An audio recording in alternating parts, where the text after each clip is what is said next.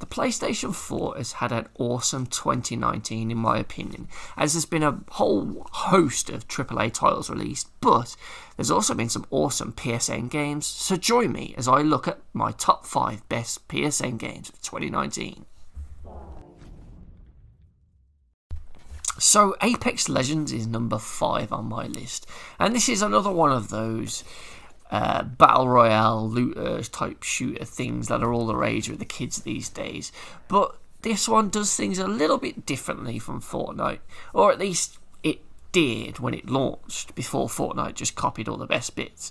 So this one had obviously a first person viewpoint, so it felt more like a traditional shooter than a third person sort of builder shooter thing that Fortnite was going for.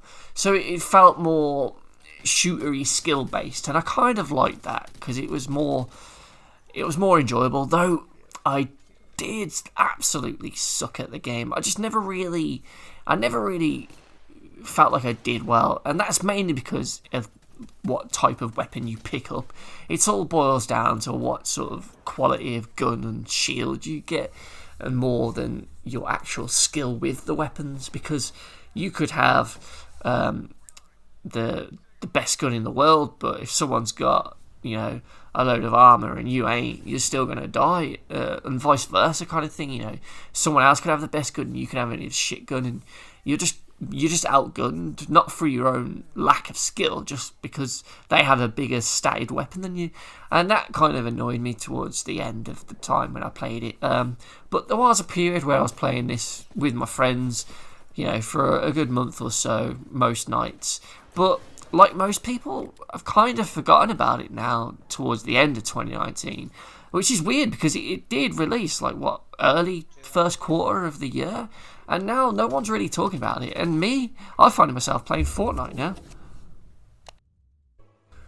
Number 4 on my list is Castle Crashers Remastered, which is a 2D side-scrolling hack and slashing beat 'em up game that's released originally on the PS3 and Xbox 360 back in the day, and this version boasts, I suppose, slightly crisper visuals for the 2D drawings, and probably a better frame rate, and maybe a new mode, the what do you call it, the back off barbarian thingy, which is fucking annoying, and if you see my trophy videos on that, you'll know why. But I came here for the main campaign, which is the meat and bones of the game, and it's absolutely fantastic. It's still as fun as it always was. It's quite a long game, and it was made by a team on Newsgrounds, and it's like a hand-drawn animation, and it looks really cool. There's a sort of crude sense of humour to it. You'll see lots of animals shit themselves throughout various points. It's a kooky game. It's not for everyone, admittedly, but it's great fun, especially in 4-player co-op. Though I would advise you do it locally, because online it's a bit ropey, and you can get trolls that will just force you to go to the wrong level that you don't want on the map, because everyone can select the level and it just becomes a bit of a free-for-all, really. And it's quite laggy online as well, to be fair. But the game's always been fun, and there's a nice sort of RPG elements in that you can level up your knights to make them stronger. You can make them faster, and you can give them better magic abilities. So as you can see, my red one can use lightning out of his fingertips to shock enemies. But I didn't boost the magic up. I did damage and agility, I think, more than anything, and health. So I was just a heavy hitter, so I could just wade through all the enemies. But it's a great game, and if you didn't check it out on the PS3 and 360, I would definitely say check it out on the PS4, because it's fun, and that's what games are all about. And that's why this is number 4 on my best PSN games of 2019.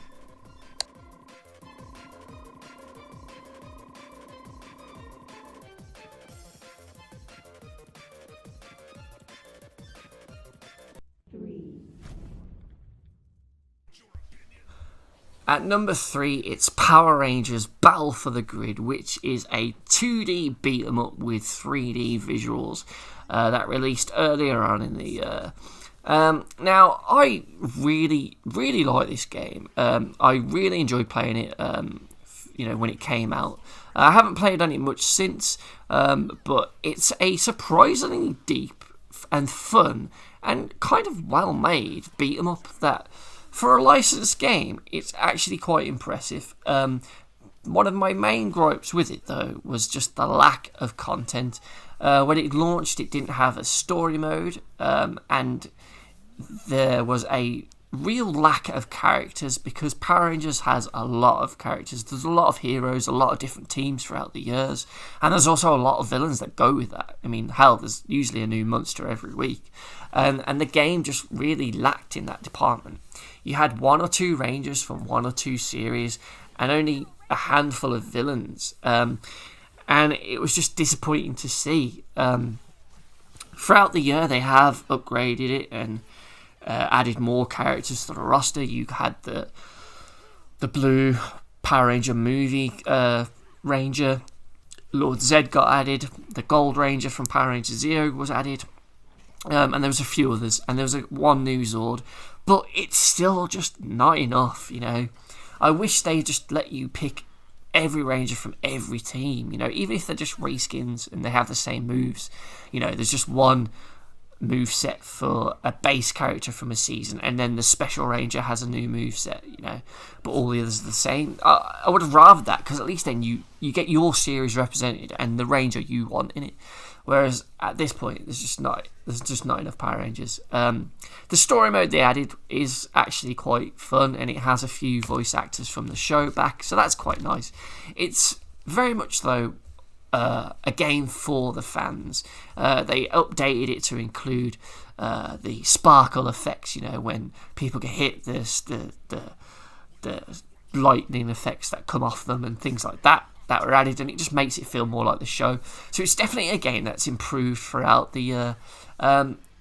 It could do with having the licensed music, though. I think that's the next big thing it should have, and then it would feel more like a Power Rangers thing. But overall, it's a fun game. It's not the best beat 'em up on PlayStation by no margin at all, but it is a fun one, and it's a nice alternative. For me, it's a different game to Tekken. It's a team-based one, so you have 3 fighters in on your side at once, and you can swap between them. So you control all of them, but you play as one at a time, and you can bring in ones to do assist moves. You also get a super meter, which you build up by hitting the enemy, and then you can launch a super powerful move, and you can also call in a Zord for backup, so you'll see like a giant Thut stomp into the screen, which looks really cool. It's just a fun little beat 'em up, and it's a nice one, and that is why it is my number 3, because it just lacks content of a fully blown release, and it still needs a lot of work done to it. So yeah, Power Rangers Battle for the Grid, number 3.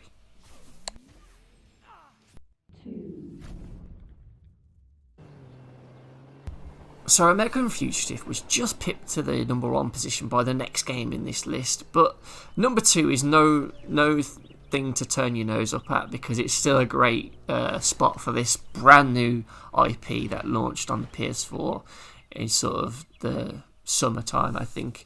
And that is American Fugitive, which, as you can see, is a sort of 2D top-down sort of take on the classic GTA games.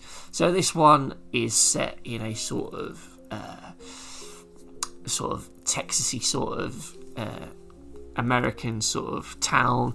It's not a big city like in the GTA, so that kind of makes it feel a bit different. It feels a bit like Breaking Bad going through the desert bits as well. But it's cool. You play as an American fugitive, basically, who's framed wrongly for the murder of his father, as he then breaks out of prison and goes on a sort of revenge rampage to find out who actually killed his dad.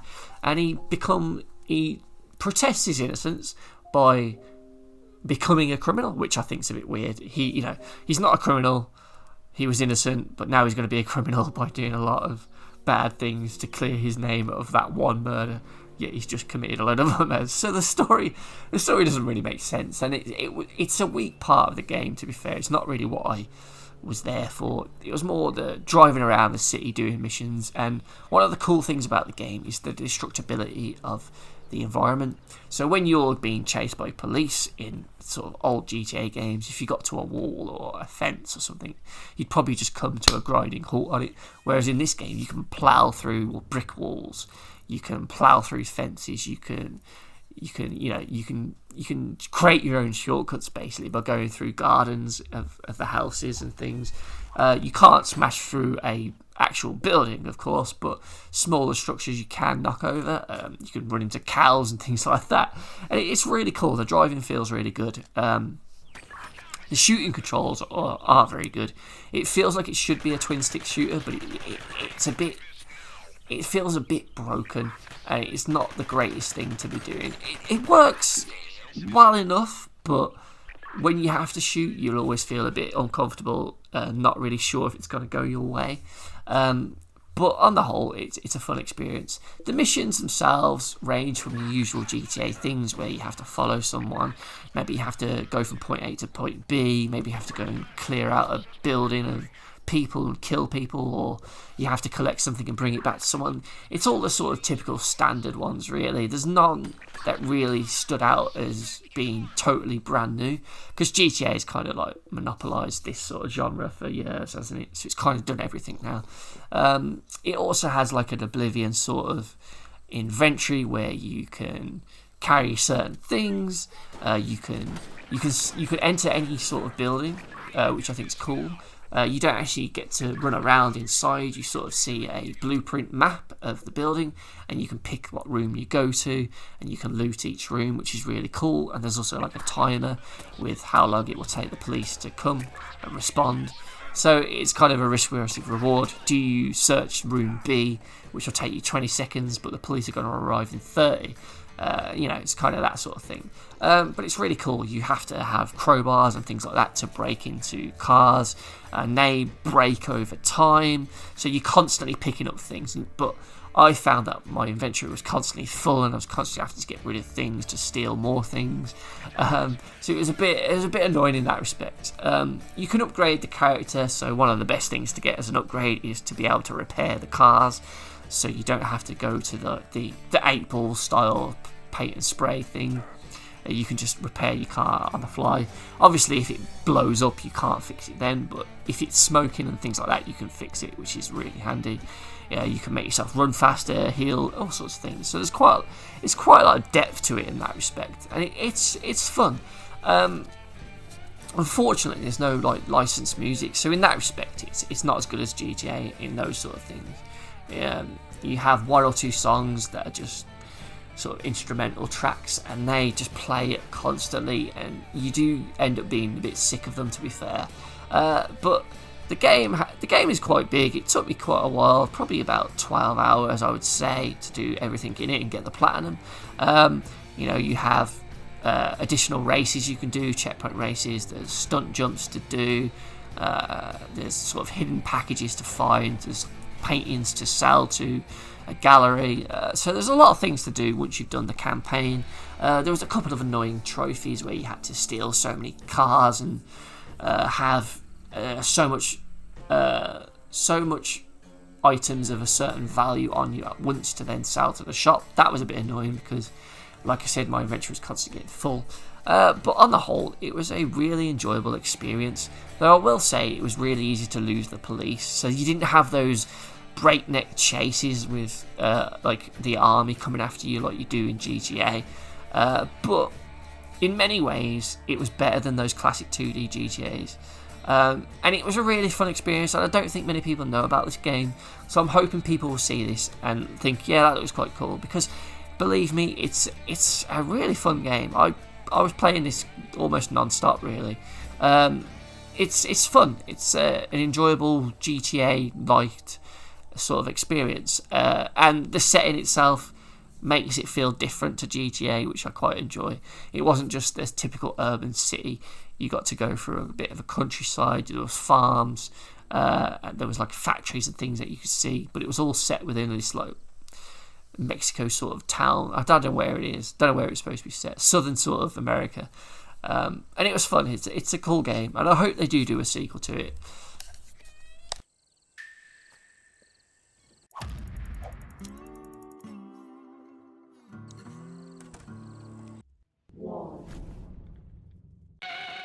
So the number one spot on my best PSN games of 2019 goes to Arc System Works and Way Forward's awesome River City Girls, which is a 2D sort of SNES looking side-scrolling beat-em-up with some RPG elements thrown into the mix.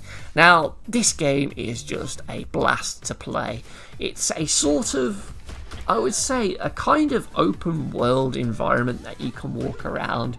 So you can get to the very end of the game and walk all the way back to the beginning, and there are various side missions that unlock, and it kind of has that sort of Metroidvania sort of thing where there are certain areas you can't go to at the beginning of the game that you can later come back to go through and find new areas, new items, new enemies to face, and new missions kind of thing.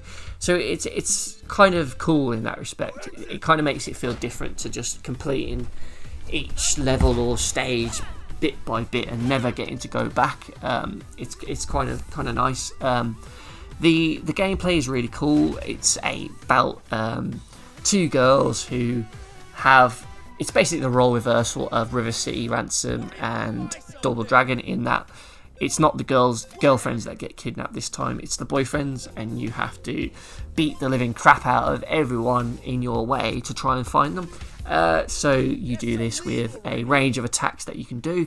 I was mainly playing as Misako because I thought she was faster, and she just looks cooler, I think. So she can do punches with square, you have a heavy attack with triangle, and you can later buy upgrades from a shop which is run by the Double Dragon characters to do some more special moves with circle button. And you can do, with those, you can do sort of directional attacks. So you can do like up and circle, and that'll do like an uppercut to fling enemies into the air. If you did a right and circle, it might do a sort of forward attack, and then if you just press circle on its own, you can do like a 3-hit punch combo that will push you forward. So there's various moves you can do. You can throw, you can do all the things basically you would expect to do in a Double Dragon Streets of Rage type game. You can sort of juggle enemies in the air as well, which is quite cool. It's great. The soundtrack as well deserves mentioning because there are some brilliant tunes on this. There's some vocal tracks that are really catchy and sort of pump you up. They're quite energetic and they get you going. And then the instrumental tracks as well are equally just as awesome. Visually as well, like I said, it looks like a SNES sort of sprite game. The animations are really well done, and it just looks really well made. There's lots of detail in the environments that you go to, and they're quite varied. You go through a school, you go through a city, you go through lots of alleyways, there's a beach, there's like a hotel you can go into, there's a shopping mall, there's loads of different environments that you go through, and it always feels interesting to see where you're going to end up next and who you're going to be fighting next, because the enemies are quite varied as well. You get the school kids that you'll fight, there's like Mexican luchador wrestlers that you'll fight, there's Yakuza that you'll battle, what else was there? There's people in the street you fight. There's all sorts. Zombies as well. You fight zombies at one point, which is it's cool. There's also some side missions to do, like I said, which are voiced by Jacksepticeye as well, which is quite funny. I thought it was quite cool. And he'll give you various missions, and they're quite interesting as well. You get ones that are simple, just smash up loads of cars, smash a statue up, go and collect things, go and buy him a burger, and other things to do.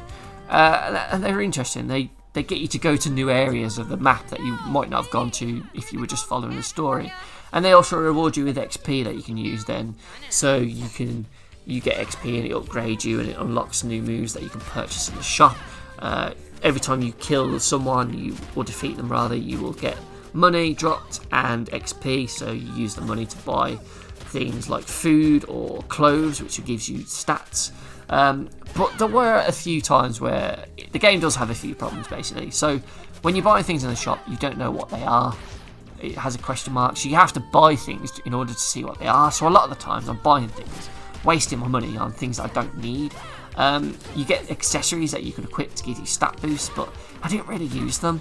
I didn't think many of them were that good. They were just like shitty little, a little bit of a boost if you're fighting schoolgirls or Yakuza. So you can only quit 2 at a time, and it was just like I just kept 2 random ones on and left it throughout the game, really. But yeah, it's really fun to play. Another issue I had was to exit levels you have to press square, and this can lead to you accidentally pressing square to leave an area when you're fighting enemies, because square is also a punch. So I'm not sure why they did that. That's a bit stupid. And sometimes enemies can take a shitload of health off you at once.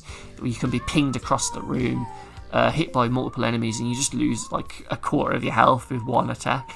And that can get frustrating, because when you do die, it takes some of your money away from you as well, which I found really frustrating, especially when things in the shops are quite expensive, and it can be a struggle sometimes to build up the money, especially when you're dying. But on the whole, this game was so much fun. And I've played it through a couple of times now. Even though I've got the platinum, I've still gone back and played it, and for me that's quite rare. As soon as I get the platinum, I kind of just get bored and move on to the next platinum quest. But yeah, this is one that's great. It's great in single player, and it's even better in multiplayer. So yeah, this is the PS4 Streets of Rage Double Dragon, in my opinion, and it's great. And I hope they do a sequel to this. So please buy it, because it's definitely worth your time. It's awesome. It's probably one of the best side-scrolling beat 'em ups I've played in a long time. If you liked Double Dragon Neon on PS3, it's by those people, and they clearly have a passion for this genre, and they clearly know what they're doing. And it's great fun. Before I stop talking about it, the boss fights as well. There's so many cool boss fights. There's one that's like a Guitar Hero type thing. There's a Mexican wrestler fight. There's one with like zombies that will come up. And there's this one here that you can see now with this spider lady. That's a bit annoying, but it's still cool. Each boss fight's different, and it gets you to do different sort of moves to try and defeat them. And yeah, it's great. The ending's cool too, and there's a secret ending that you can do, and there's New Game Plus, and you unlock new characters. So there's even more things to go and do after you complete it once. And each character has their own movesets that you can buy and upgrade. So there's plenty to do, and it's a lot of fun to do it. So please go out and buy River City Girls and play it, because you will love it. You can also get this retail from Limited Run Games, which is what I got it from, but it is mainly a PSN game, so that's why it's on this list and not the other one that I've done. So yeah, thank you very much for watching. I hope you enjoyed my top 5 PSN games of 2019, and like I said, go and buy this. Go and buy this River City Girls, and go and buy American Fugitive, because they are 2 quality games that deserve more love than what they're currently getting. So yeah, thank you very much, and I will see you next time.